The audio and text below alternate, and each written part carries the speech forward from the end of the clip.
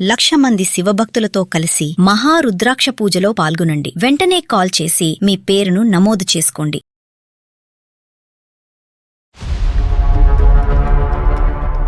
తిన్నావా ఉన్నావా అని కానీ పాపని కూడా అంటే ఒక మెకానికల్ లైఫ్ కి ఆయన ఇదైపోయారు. ఒక 6 months అట్లా మా హస్బెండ్ ఫోన్ లో ఆయన ఒక అమ్మాయితో క్లోజ్ గా ఉండడం చాట్ చూశాను. నేను కూడా రివెంజ్ తీసుకోవాలి, నేను కూడా ఇట్లా ఎవరితోనైనా మాట్లాడాలి అన్నట్టు అయిపోయింది నా మైండ్.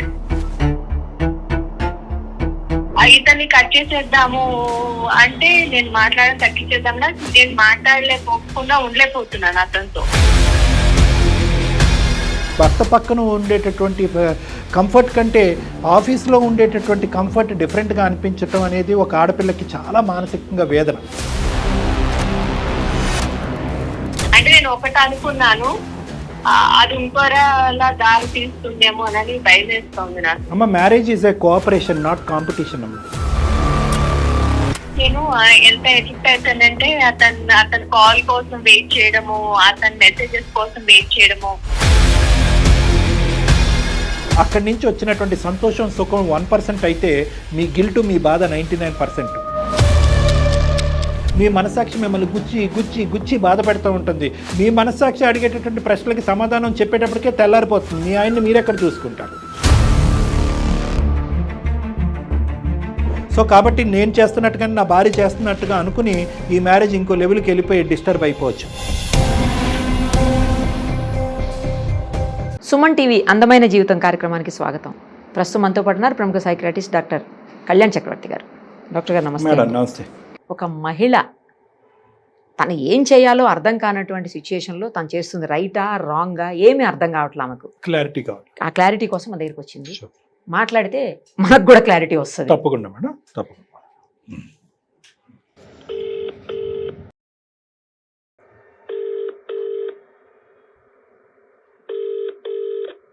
హలో, సౌమ్య గారేనా?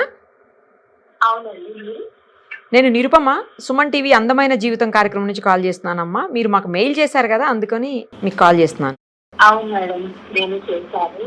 అదే అమ్మా, మనతో పాటు ఇప్పుడు డాక్టర్ కళ్యాణ్ చక్రవర్తి గారు కూడా ఉన్నారు. మీ ప్రాబ్లం ఏంటో చెబితే దాన్ని ఏ విధంగా సార్ట్అవుట్ చేయొచ్చు అనేది డాక్టర్ గారు నేను కలిసి ఆలోచిస్తాం. సరేనా? చెప్పండి అమ్మా, మీ ప్రాబ్లం ఏంటో చెప్పండి. సౌమ్య నమస్తే అమ్మా, చెప్పండి. Sir good evening sir. Good evening. నా పేరు Soumya. Thank you sir, thank you so much for your call. నేను మీకు చాలా పెద్ద ఫ్యాన్ సార్. థ్యాంక్ యూ అమ్మా. సార్ నేను ఇది వరకు విజయవాడలో టీచర్ కింద చేసేదాన్ని. ఇప్పుడు మేము హైదరాబాద్ షిఫ్ట్ అయిపోయాము. ఇక్కడ నేను టీచర్ కింద జాబ్ చేస్తున్నాను. మా హస్బెండ్ వచ్చేసి హైదరాబాద్ లో జాబ్ చేస్తారు. మా మ్యారేజ్ అయ్యి 5 years అయింది సార్. యాక్చువల్లీ నేను ఒక పెద్ద డైలమాలో ఉన్నాను.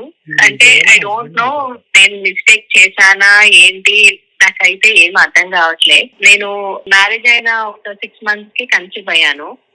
సో మా హస్బెండ్ చాలా బాగా చూసుకునేవాళ్ళు, చాలా కేరింగ్ గా అంతా బాగుండేది. సో డెలివరీ టైంలో నేను మా మదర్ వాళ్ళ ఇంటికి వెళ్ళి అట్లా అక్కడ అప్పుడు ఆ టైంలోనే కొంచెం మా మధ్య కొంచెం కాల్స్ అవి తక్కువ అట్లా. సో దూరంగా ఉన్నాం కదా అని అలా అనుకుండే. సరే మళ్ళీ వచ్చేసి సిటీకి వచ్చి మళ్ళీ నేను జాబ్ లో జాయిన్ అయినప్పుడు ఆయన ఫుల్ కెరియర్ ఓరియంటెడ్ అయిపోయారు. నేను పాపని చూసుకోవడం అలా అయిపోయింది. సో అసలు తిన్నావా ఉన్నావా అని కానీ పాపని కూడా అంటే ఒక మెకానికల్ లైఫ్ కి ఆయన ఇదైపోయారు. అంటే ఇది వరకు ఉన్నంత అటాచ్మెంట్ కానీ ఇది వరకు ఈచ్ అండ్ ఎవ్రీథింగ్ పెట్టుకున్నారు సార్. బర్త్డేస్, మ్యారేజ్ అన్ని. ఒక 2 years నుంచి అయితే అసలు ఇవన్నీ ఏమి లేవు సార్. ఏదో నేను స్కూల్కి వెళ్ళి వస్తున్నాను, తను ఆఫీస్కి వెళ్ళి వస్తున్నారు, ఇలానే నడుస్తోంది. పాప ఎదిగిపోయింది. అంటే అసలు నాకు ఏమీ అర్థం కావట్లేదు సార్. అసలు ఒక 1 year ఒక 6 months అట్లా మా హస్బెండ్ ఫోన్ లో ఆయన ఒక అమ్మాయితో క్లోజ్ గా ఉండడం చాట్ చూశాను. ఎప్పుడమ్మా? 1 year back? 1 year back sir. అతను చాట్ మెసేజెస్ చూస్తే అతను వేరే అమ్మాయితో కమ్యూనికేషన్ లో ఉన్నాడు. ఎస్ సార్ క్లోజ్ గా ఉన్నట్టు నాకు అర్థమైంది. రైట్ అమ్మా. నేనే అసలు ఈ దగ్గరగా ఈ 1.5 year నుంచి చాలా బాధపడుతున్నాను. అడుగుతాను, తను నాకేం చెప్పడు. ఇప్పుడు ఆఫీస్కి వెళ్ళాక కూడా ఒక కాల్ గానీ ఒక మెసేజ్ గానీ ఏమి ఉండదు. సో నేను చూసాను, అంటే నాకు ఒకలాంటి కోపం, ఒకలాంటి బాధ వచ్చేసింది సార్. నాకు అంటే ఒకలాంటి ఎలా అంటే నేను కూడా రివెంజ్ తీసుకోవాలి, నేను కూడా ఇట్లా ఎవరితోనైనా మాట్లాడాలి అన్నట్టు అయిపోయింది నా మైండ్. నేను మా కొలీగ్ తోటి అంటే నేను మామూలుగా ఆయన హీఈస్ వెరీ జెంటిల్మెన్. సో నేను మామూలుగా మాట్లాడేదాన్ని. మామూలుగా ఇదివరకన్నా కొంచెం వాంటెడ్లీ ఇదయ్యాను. లైక్ నేను నా పెయిన్ అంతా షేర్ చేసుకోవడం ఆయనకి అట్లా. సో అతను నన్ను ఏమి జడ్జ్ ఏం చేయలేదు. యూ డోంట్ డిజర్వ్ ఇట్ అని చెప్పేవాళ్ళు అంతే. So he is very calm going.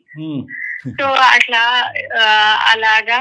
So కానీ ఇప్పుడు అది ఏమైపోయిందంటే అంటే నా లోన్లీనెస్ ని నేను అతనితో షేర్ చేసుకోవడం అట్లా అలా జరిగింది. సో అది ఇప్పుడు నాకేమైపోయింది అంటే నాకు అసలు ఎందుకు నేను ఇంటికి వెళ్తాను, నా హస్బెండ్ నాకు ఉన్నాడు కదా, ఇతను నాకెందుకు నా మైండ్ లోకి వస్తున్నాడు అని.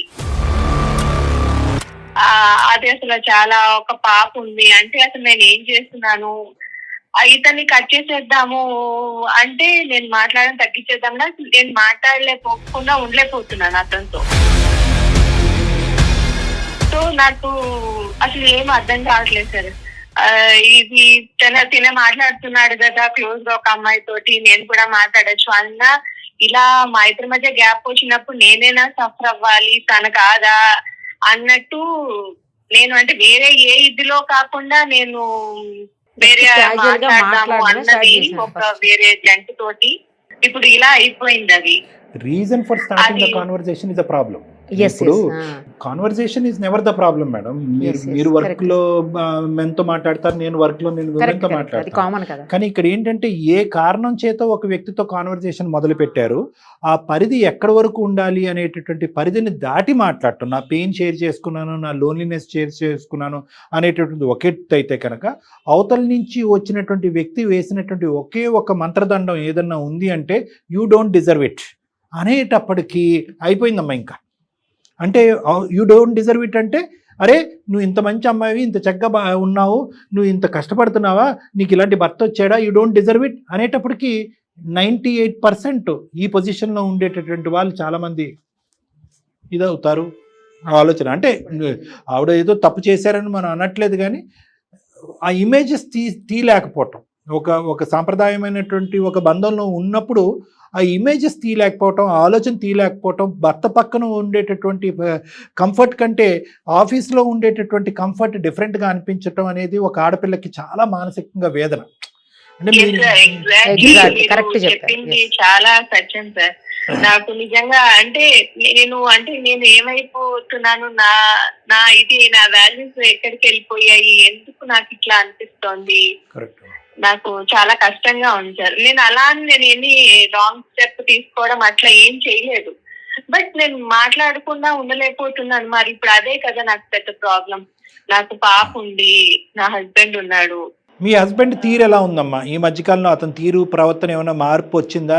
అదేదో చాటింగ్ చూసాను అన్నారు, చాటింగ్ ఎలాంటి చాటింగ్, అది ఎటువంటి చాటింగ్, అది ఏమైనా ఇప్పుడు కంటిన్యూ అవుతుందా ఈ మధ్యకాలంలో? ఇంకా ఏమైనా కొత్తగా మీరు ఏమైనా చూసారా? అవుతోంది సార్, అవుతోంది. నేను అంటే మరి హైడ్ చేస్తున్నాడేమో మరి, కాకపోతే నాతో బిహేవియర్ మాత్రం అలాగే ఉంది సార్. మంచిగా ఏమీ లేదు. మా పెళ్ళైన కొత్తలో పాప పుట్టేందుకు అలా అయితే లేదు, అంత ఎఫెక్షనేట్ గా అయితే లేదు. తనలో అయితే ఇంకా అంటే నా పాత హస్బెండ్ లా ఇది వరకు ఎలా ఉందో అలా అయితే లేదు సార్. ఓకేనమ్మా, ఓకే. ఇప్పుడు నాకు అయితే నేను చెప్పుకోలేను సార్. అది నేను తప్పు చేస్తున్నానా, నా పేరెంట్స్, నా పాప, అది నేను అనుకున్నది వేరు, ఇప్పుడు ఇలా అయిపోయింది అంటే నేను నమ్మలేకపోతున్నాను సార్. ఇప్పుడు తను వేరే అమ్మాయితో చాట్ చేస్తున్నాడు. ఇప్పుడు నేను అది చూసి నేను మళ్ళీ ఒక 2-3 సార్లు చూసాను తప్ప నేను మళ్ళీ చూడలేదు. సో తను హైడ్ గా పెట్టుకున్నాడా దాన్ని, క్యాజువల్ గా జరిగిందా? నేను చాలా అంటే నా మీద నాకు చాలా బాధేస్తుంది సార్. ఏంటి నీ వాల్యూస్ ఇవా అని. అంటే నేను ఒకటి అనుకున్నాను, అది ఇంకోలా దారి తీస్తుందేమో అని భయం వేస్తుంది నాకు. అమ్మ, marriage is a cooperation, not competition అమ్మ. ఇప్పుడు మీరు ఎలా ఉన్నారు అంటే కనుక ఒక టగ్ ఆఫ్ వార్ ఉంటుంది చూడండి, అట్లా అవుతాయి ఇట్లా అవుతాం, ఆ విధంగా ఒక కాంపిటీషన్, ఇద్దరు శత్రువుల కింద నువ్వు ఇంత ఎత్తెక్కితే నేను ఇంత ఎత్తు చేస్తాను, నువ్వు అంత తప్పు చేస్తే నేను ఇంత తప్పు చేస్తాను అనేటటువంటి దారిలో పోవద్దమ్మా. ఎందుకంటే వ్యక్తిత్వాలు చూసుకోండి, మనస్తత్వాలు చూసుకోండి. నేను ఇది తీవ్రంగా ఖండిస్తానమ్మా. ఖండించడంతో పాటు ఈరోజు ముందుకొచ్చి మీరు ఇలా మనసు విప్పి చెప్పి దీనికి ఒక ఫుల్ స్టాప్ పెట్టేటటువంటి ఆలోచనలో ముందుకు రావటాన్ని నేను హర్షిస్తాను. మంచి విషయం. సౌమ్య గారు, ఒక్క విషయం చెప్పండి, మీరు ఎవరితో అయితే ఫ్రెండ్షిప్ చేస్తున్నారు, ఎవరితో అయితే రెగ్యులర్ గా మాట్లాడుతున్నారు, మ్యారేజ్ అయిందా? అయింది మేడం, అయింది. బట్ నా ఇదేంటంటే నిజంగా సార్ అన్నట్టు ఇది ఏమి కాంపిటీషన్ కాదు అసలు. బట్ అదే నా మీద నాకే చాలా గిల్టీగా ఉంది మేడం. అట్లా అంటే నేను ఎంత ఎడిక్ట్ అవుతానంటే అతను కాల్ కోసం వెయిట్ చేయడము, అతని మెసేజెస్ కోసం వెయిట్ చేయడము. ఓకే. సో అంతలా ఎందుకు అయిపోయాను. ఇప్పుడు అతను కూడా మ్యారేజ్ అయిపోయింది, ఇప్పుడు నాకు మ్యారేజ్ అయింది, పాప ఉంది, హస్బెండ్, మా పేరెంట్స్, మా అత్త మామలు. అంటే అసలు నేను ఎందుకు ఇలా అయిపోయాను, అంత ఇది అయిపోయానా నేను. ఇప్పుడు నా హస్బెండ్ పట్టించుకోవట్లేదు, కరెక్టే, బట్ నన్నేమీ ఇచ్చేయట్లేదు. కానీ ఎందుకు నేను ఇంత అంటే నా మీద నాకే నేను చెప్పుకోలేనంత ఇదిగా ఉంది నా మీద నాకే. సో అందుకని ఇదేంటో కూడా నాకు తెలియట్లేదు. ఒకటి ఇందాక నిరుపమ మేడం అన్నట్టుగా ఇది మేము ఖండించేటటువంటి అంశం అనేటటువంటి ఒకటైతే కనుక మీ యొక్క ప్రవర్తనని మీరు ఆల్రెడీ ఖండించేసుకున్నారు. మేము కొత్తగా ఖండించి ఇదేంటో నీకు బుద్ధి ఉందో లేదా, బిడ్డ ఉన్నాడా అని చెప్పేటటువంటి స్టోరీ కాదు. Okay, number 1. నెంబర్ 2 ఏంటంటే ఇక్కడి నుంచి నేను ఇంకో చోటకి వెళ్ళిపోతానేమో, ఇంకో విధంగా నా ప్రవర్తన మారిపోద్దేమో అనే భయం కూడా సహజంగా మీలాంటి ఆడవాళ్ళకు ఉంటుంది. నాకు నేను నిజంగా చెప్తున్నాను, నేను చెప్పలేకపోతున్నాను ఎందుకు నేను ఇలా అయిపోతున్నానా, నాకు భయం వేస్తుంది. నేను అందుకనే మిమ్మల్ని అప్రోచ్ అయ్యాను. అదేనమ్మా. లెట్ మీ టెల్ యూ అమ్మా. సో ఆల్రెడీ సొల్యూషన్ వచ్చేసిందమ్మా. 50% నీ ప్రాబ్లంకి ఆల్రెడీ కాల్ చేయటంతోనే, అందమైన జీవితం యొక్క ఆశ్రయం తీసుకోవడంతోనే వచ్చింది. ఎందుకంటే నీకు ఏదైతే గిల్ట్ ఉందో, ఏదైతే బాధ ఉందో, that it self is an antibiotic. అదే మెడిసిన్ నీకు.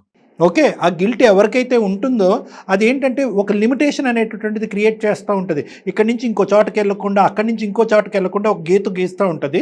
అట్ ద సేమ్ టైం ఇక్కడ ఉన్నటువంటి సమస్య ఏంటంటే అక్కడ ఎందుకు కంఫర్ట్ వస్తుంది, ఆ ఆలోచనలో ఎందుకు కంఫర్ట్ వస్తుంది, ఆ మెమరీస్లో ఎందుకు కంఫర్ట్ వస్తుంది అనేటువంటి ఒక బాధ అయితే కనుక, ఇంకోటి ఏంటంటే ఇక్కడి నుంచి మీరు ఆల్రెడీ నేను ఒక తప్పు చేశాను అన్నట్టుగా మీరు ఫీల్ అవుతున్నారు కాబట్టి ఆ ఫీలింగు ఇక్కడి నుంచి ఇంకో లెవెల్కి వెళ్ళకుండా మిమ్మల్ని ఆపేస్తూ ఉంటుంది. ఇది గుర్తుపెట్టుకోండి అమ్మ. నేను చెప్పే ఇంపార్టెంట్ పాయింట్. ఇంకొక అంశం ఏంటంటే మిమ్మల్ని తిట్టక్కర్లేదు, మిమ్మల్ని ఖండించక్కర్లేదు, ఏంటమ్మా అనేది అనక్కర్లేదు. కానీ అట్ ద సేమ్ టైం మీ బాధని ఏ విధంగా తీసేయచ్చు, ఈ ప్రాబ్లం నుంచి ఎలా బయటపడాలి అనేటటువంటిది మాత్రం ఖచ్చితంగా నేను చెప్తానమ్మా. ఇందాక నేను చెప్పినట్టుగా marriage is about cooperation, not competition. ఎందుకు అంటే కనుక మీ భర్త నిజంగా అతను ఏదన్నా ఒక తప్పు చేస్తున్నట్టుగా అయితే కనుక వేరే అమ్మాయితో మాట్లాడటం కానీ ఇంకోటి అదంతా ఊహ అయి ఉండొచ్చు, మనకు తెలీదు. మీరు చూసినటువంటి ఆ 2-3 మెసేజ్ల తర్వాత వాళ్ళ ప్రయాణం అయిపోయి ఉండొచ్చు. లేదు, వర్స్ట్ కమ్ సినారియో అదే కంటిన్యూ చేస్తున్నాడని మనం అనుకుందాం. కానీ ఇక్కడ ఆ వ్యక్తిత్వానికి అది సూట్ అవుతుంది. నేను అనేది ఏంటంటే అతను ఉండేటటువంటి ప్రయాణంలో ఆ వ్యక్తిత్వానికి, అందులో అతను సేద తీరుతున్నాడు, అతను ఆనందిస్తున్నాడు, పక్కన మీరు ఉన్నారు అనేటటువంటిది కూడా మర్చిపోతున్నాడు అతను. కానీ అదే ప్రిన్సిపల్ మీకు వర్తించదు, మీ వ్యక్తిత్వానికి వర్తించదు.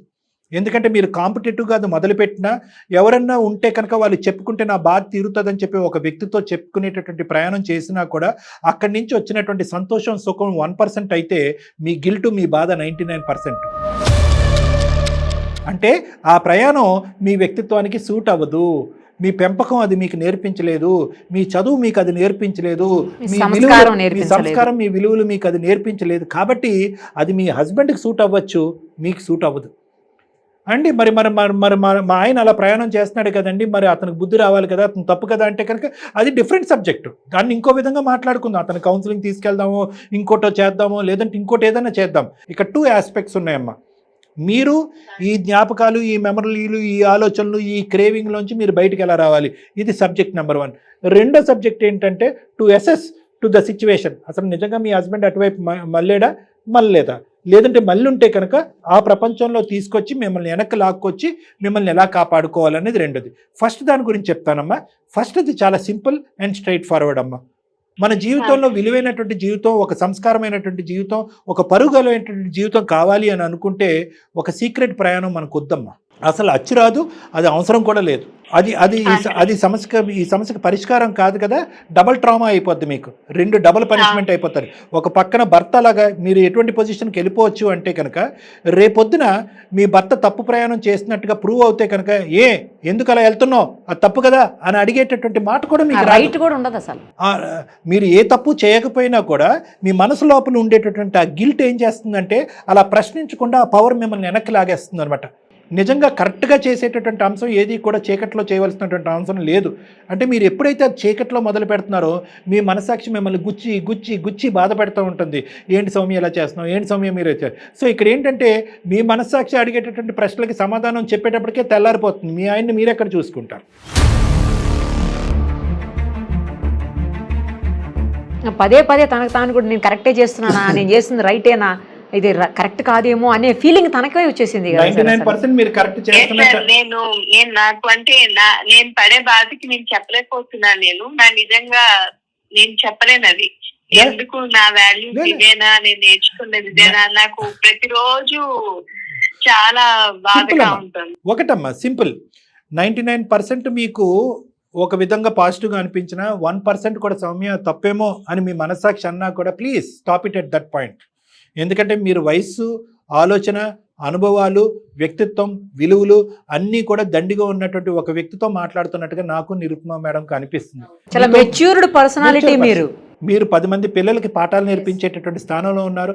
ఎవరైనా వేరే వాళ్ళు ఎవరైనా కూడా తప్పులు చేస్తే కనుక మీకు బుద్ధి ఉందా దండించేటువంటి స్థానం మీది అనే మెచ్యూర్ కెపాసిటీ మీకు ఉన్నట్టుగా మాకు అనిపిస్తుంది. ప్రత్యేకంగా అందమైన జీవితం మీకు కొత్తగా ఏం సలహా ఇస్తుందో నాకైతే తెలీదు, కానీ మీ బాధను మాకు పంచుకోవటానికి, అమ్మ నీ బాధ అనేటటువంటి దానికి ఒక పరిష్కారం ఉందనే ధైర్యం చెప్పడానికి మేము ఉన్నాం. మీకు సానుభూతి చూపెడుతున్నట్టుగానే చూపెడుతూ మీ ఇంకో విధంగా ఇండైరెక్ట్గా మీ బాధను పెంచేటటువంటి సానుభూతి మీకు అక్కర్లేదు. అటువంటి మాట పంచుకోవటానికైనా, అటువంటి మనసును పంచుకోవటానికైనా చాలామంది స్నేహితులు ఉంటారు, సిన్సియర్గా మీ గురించి ఆలోచించేటటువంటి వాళ్ళు ఉంటారు.